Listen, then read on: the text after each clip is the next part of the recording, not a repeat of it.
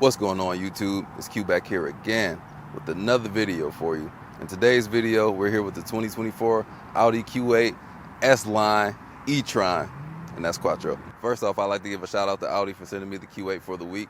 Much appreciated. This example is going to be painted in Daytona Gray Pearl. It's a nice dark gray. It is the S-Line package. You can see some black accents on it, but it's going to be a little bit difficult to see because of how dark it is in this angle of the light. But coming around to the side, so the Q8 is Audi's flagship vehicle, the big SUV, but this one has a little coupe version of it. Got the slope back, slant back, lift back. So this one isn't as practical, but it looks more sporty, hence the term Sportback. And this one is an EV, so this one you're going to plug in, charge up to level 3, but we'll talk about that in just a moment here. Huge 22s on there. And with all Audis, we're going to have Quattro, 4-wheel drive, legendary 4-wheel drive, amazing system they have. So how has it been living with the Q8 for the week? We'll get into that in just a moment here. But before we do, don't forget to like, comment, subscribe, hit the bell, browse the channel. Let's jump into it.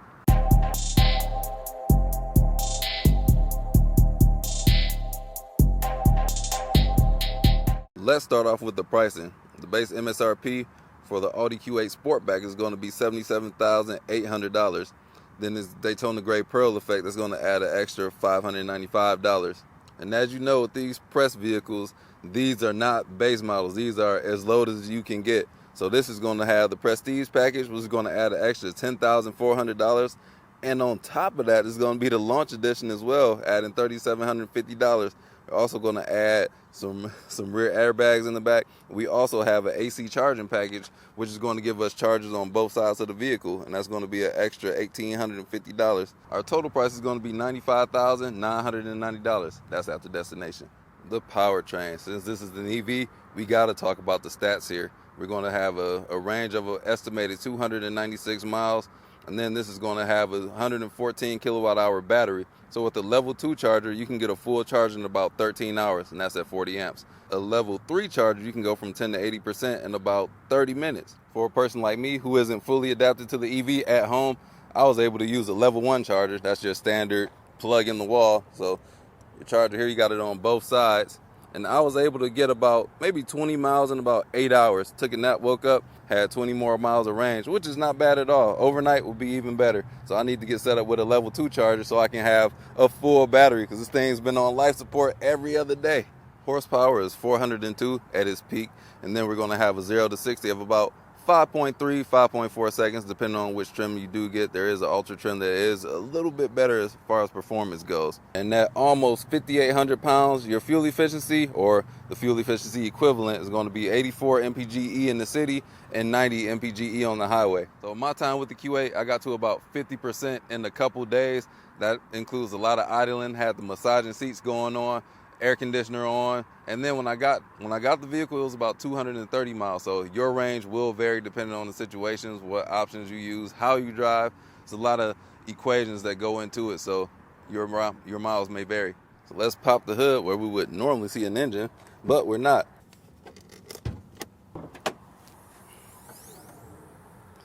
Up under the hood, we have space up under here. I didn't know, but this is a cubby up in the front. This is where I keep the charging cable at. You can put a few things in here, not a whole lot. But I have opened this hood a whole lot more times than I would like to admit. And the reason is the charging. I have to manually release the charger. For some reason, the charger won't come out while it's charging at home. So every time I have to go up under here and release this, and I actually broke the manual release. So oops, that kind of sucks. So when I did have it charging, the charger was stuck in here. It won't pull out. So what I had to do was lock and unlock the vehicle and then press this button, and it finally unlocked the door or unlocked the charger from being plugged in here, because you can't drive it with the charger plugged in there. So this is the cable that should be up in there, but we're going to have to get that repaired because it's only one. Thankfully, there's 2 of these things, but I don't want to have to deal with that again, because that was nerve-wracking to only have one of these to pull up in here. So this is the manual release. I had to use it every time I wanted to unplug the vehicle. So it should be a yellow and a red one. A red one's to manually release the door down here for the EV charger, and then the yellow one is to actually remove the charger from the port. In the rear, we're going to notice our Sportback So coming on around, let me pop the trunk or the lift back, the hatchback, whatever you want to call it on the sport version of it. We do have a huge amount of room back here. It's going to be less practicality. We do have our privacy shade right here, or a privacy cover. So it's going to be, the angle is going to be less practical if you want to stack things up, but it is still monstrous back here. Lots of space for many things. And up under the floor, we have this spare tire, like one I've never seen before. Somebody tell me what this is. So I have never seen a spare tire like that. It's a donut. Yeah, so if you need a spare, and you have a lot of space in the floor as well. Coming on to the rear seat. As I said, this is the Sportback. We're going to have compromised headroom. So if you're a little bit on the taller side, I'm 5'11". I'm going to whack my head getting here. But once I'm in here, ample headroom, got about 3 or 4 inches above me. Sitting behind myself, ample knee room. And since this is a newly updated vehicle, we're going to have 2 USB-C charging ports. And then we have a digital HVAC system in here. We got quad climates in here. Everybody gets their own personal climate, except for the person in the middle of the back seat. And we do have heated rear seats as well. Very spacious, nice looking back here. Materials are awesome. I'll talk about the materials more in the front. We do have our privacy shades. Got to manually lift it up if we want to protect ourselves from the gawkers. Panoramic sunroof is going to let a whole lot of light in here. This is what you got to love about German cars. Our middle seat is going to fold down as an armrest. And if you want cup holders, just press that. Boom, cup holders. We also have an added storage in the middle back here. It's rather shallow, but it's felt line. Something I noticed, if your door is open, that LED light will turn on in the ceiling in the rear seat. And we also have an air vent coming from the B pillar. Let's move on up to the front seat. These doors are soft closing, so lightly press it in and it'll do the rest for you. Now it is, I always forget to do that, I'm sorry, but it is kind of hard because these doors are like vaults, so once you want to get it moving, you got to put some added force in. This is how German vehicles are, but you want to slightly do it. Tell people this is not a poverty spec door. Gently close my door, please. Coming on up to the front, we're going to see we got Audi e-tron laser etched up in the B pillar. Coming on up to the front, it's going to be my favorite part. So we got a lot going on in these. The interior, we got a nice mixture of materials. Going to have our brushed aluminum. This, I thought it was micro suede, but it's more like a cloth gray. We have orange stitching all throughout the cabin. And this is going to be flint gray. Nice orange stitching in the driver's seat, passenger seat. You can even slide the headrest forward, slide it back. Major adjustability. I got an egghead, so I need mine as far back as it can go. And these seats, heated, ventilated, and they're also going to be massaging. This is why my battery always dies on here. So to activate the massaging seats, you're going to press this button in here. And these seats are mad comfortable. The driver's seat going to have 2 memory seat positions. It's also going to have that for the passenger as well. Looking across the dash, some gloss black on there. We have dual screens for our infotainment and HVAC. And then we also have this nice digital cluster. We got MMI in here. We do have a 3D speaker system from Bang & Olufsen, which I'll let you hear later on. Nice materials. It kind of looks almost like denim, but this is just different. The EV looks different in here, man.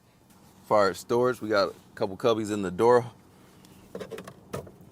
We have this compartment by the driver's knee.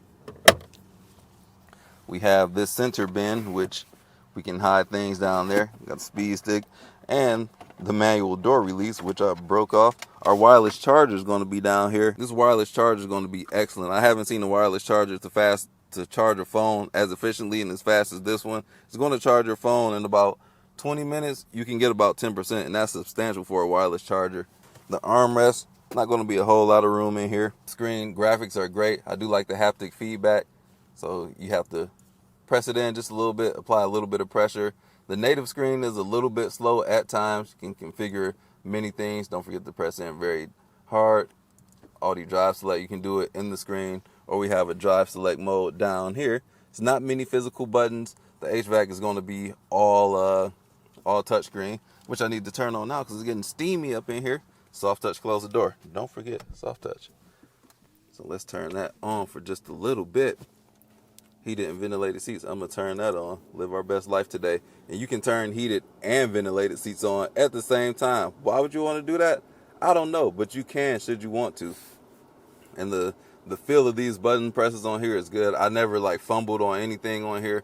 It's just solid. The calibration of where your finger is and where you touch is working well while you drive as well. 'Cause all the buttons are large, so you don't have to fumble around with that. And the only other physical buttons that we're going to have is the volume knob, which you can rock from side to side to skip your tracks, and the parking camera. This is going to have wireless Android Auto, Apple CarPlay. That's where I'm going to be at most of the time. But should you need to change your functions, you go to the home screen.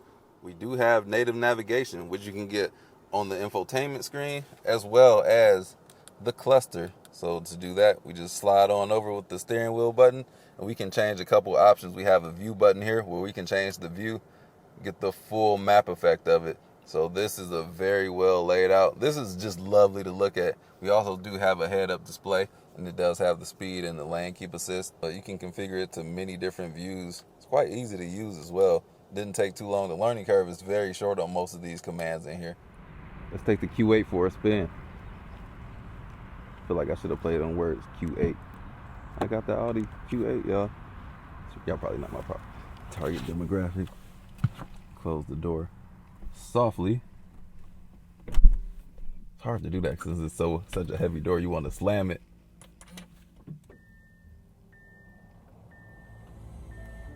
I have my seat set to the bolstering. It's so tight. It really gets up in there. I'm like an average build.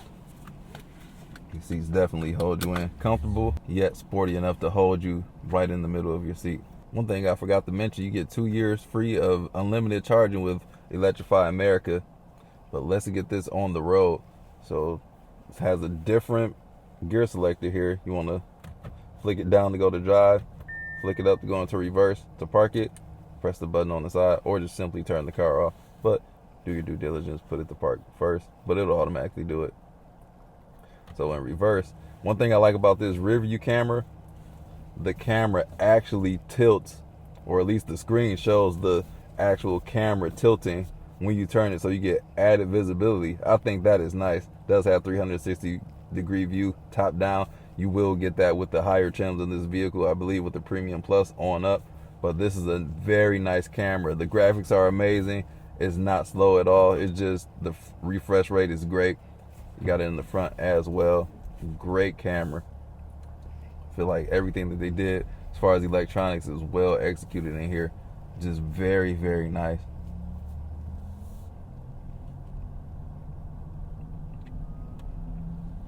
And the seatbelt just tightens up a little bit once you hit on the road. And then when you turn the vehicle off, the bolstering lets loose so you can get out the car without having to get clipped over the side bolsters. I'm going to turn my massaging seats on because that is fantastic. So you got once you press the buttons, all the options are going to come up for the massage seats. And you can do your bolstering through this menu as well. I have mine as tight as it goes because I like the feel of it. But let's continue on. Whoop, not after that car. And for this to be a full-size SUV, it doesn't feel that big. And it doesn't look as large as other SUVs that are large. It looks more like a mid-size.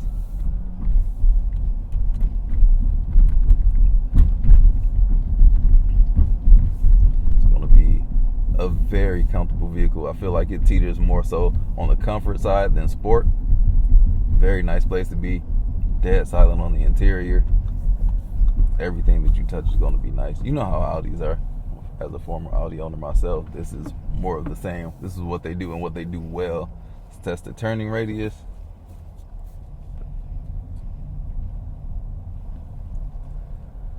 We got that. So that's an excellent turning radius. Even with these 22-inch wheels on here like Hulk Hogan's arm. So let's see what it's like to drive on this bumpy road. Let me set it to comfort. Because it's set up in automatic where it selects what mode it wants to be in depending on how you drive. So we're going to set it in auto. I do like that we do have some sidewall on these tires.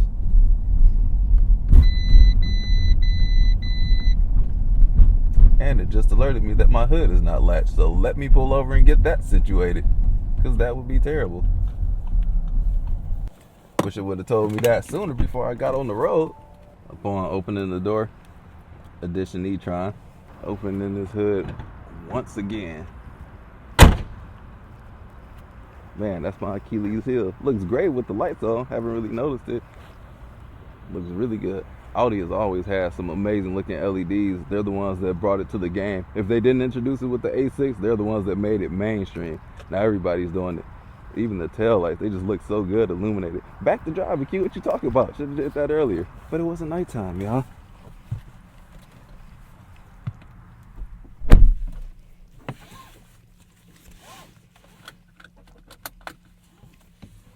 All right, is this thing still on? No, the vehicle shut off at some point. Back in it again.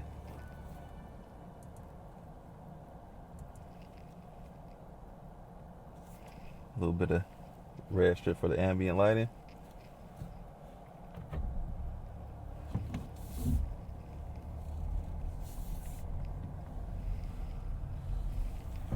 Back to the bumpy roads.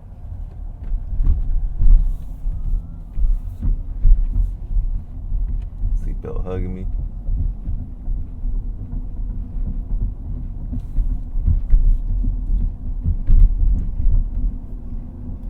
Sound deadening is great up in here. The only thing you really hear is the road noise from the tires and all these bumps on these imperfect roads. Comfort mode does well.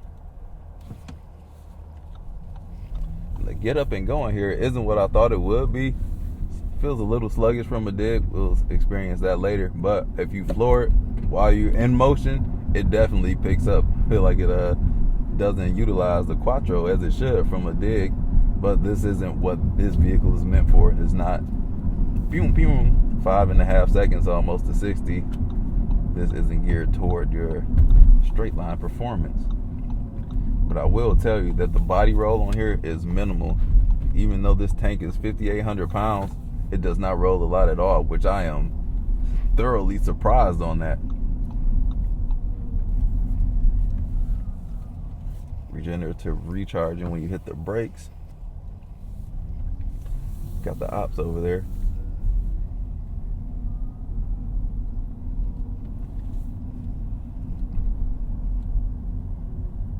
Let's make this a little bit more sporty or dynamic. Uh-oh. Dang, we got all these modes. All right, let's go. It is not that fast off the line whatsoever. But while we're here in dynamic mode, one thing I wish it did have is a little bit more steering feel, like to match the handling on here. Like roll is so minimal for an SUV, which is crazy to me. But it doesn't have the steering feel that goes along with it, which I wish it did have. More of a comfy driver. Like I said, it teeters more on comfort than sport.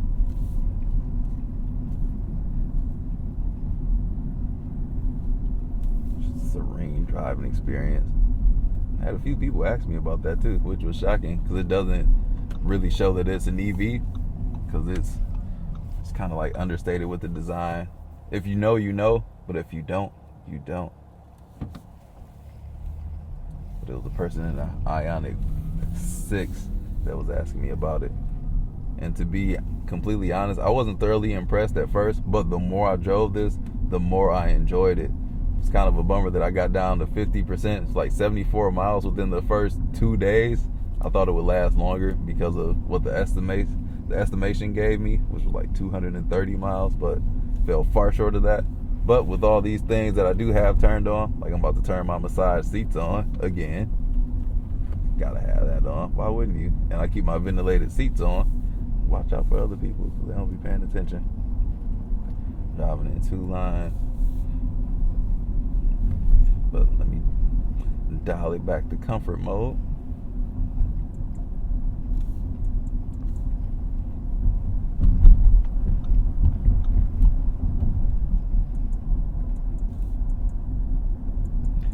I'll just keep it in auto mode. It knows me by now. I know what I want. Let's test the audio.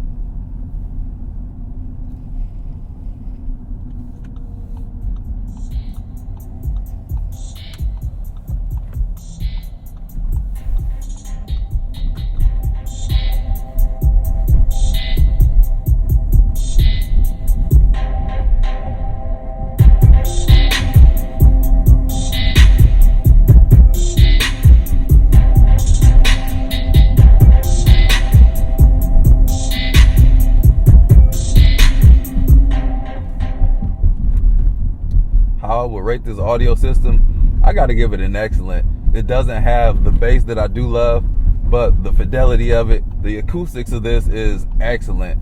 I can ride with the windows down, still hear everything crisp. Everything is very crisp. Treble, mids, always just very crisp. And it's a pleasure to hear. I want to listen to the music now, but I'll get demonetized. Not trying to do that. Just amazing audio experience with the sunroof open, windows down. Just sounds great.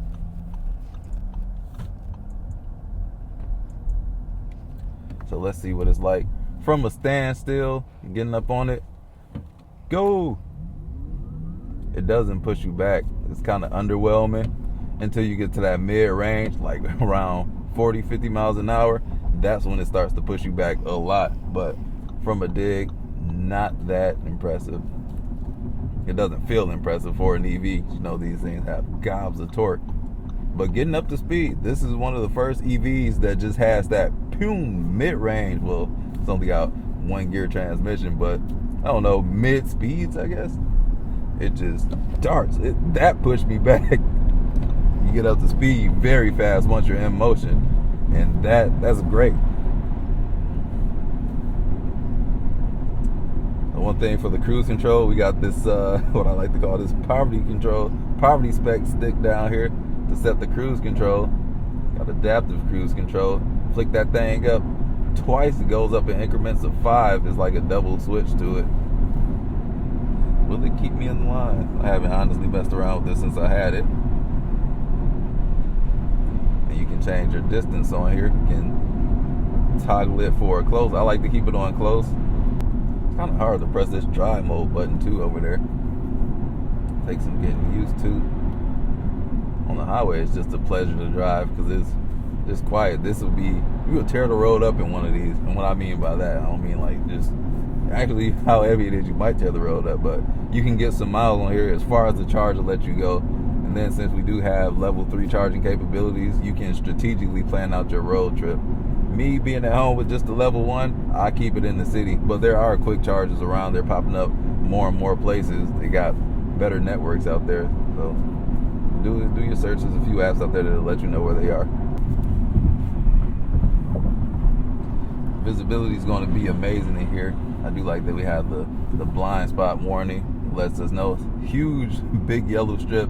And also when you have the turn indicators, it's a little bit confusing because it blinks and that one blinks so you can see it. But you also have this big, looks incandescent. I'm not sure if it is or not, but I don't know. You got to know the difference between those two. We do have the huge rotors. Forgot to even point that out. It's going to bring this to a slow down really fast. But let's see how we can get around these curves here. Like I said, the handling isn't there, or the steering feel isn't there, but it handles rather flat. That's amazing. Like, how is it able to handle so flat? Oh, because it has all the weight at the bottom with the EV. All right, yeah, that's a great driving feel. Like in the turns, for if you got an enthusiast, you want an EV, it'll handle for you. You'll like it. You might like it. I like it.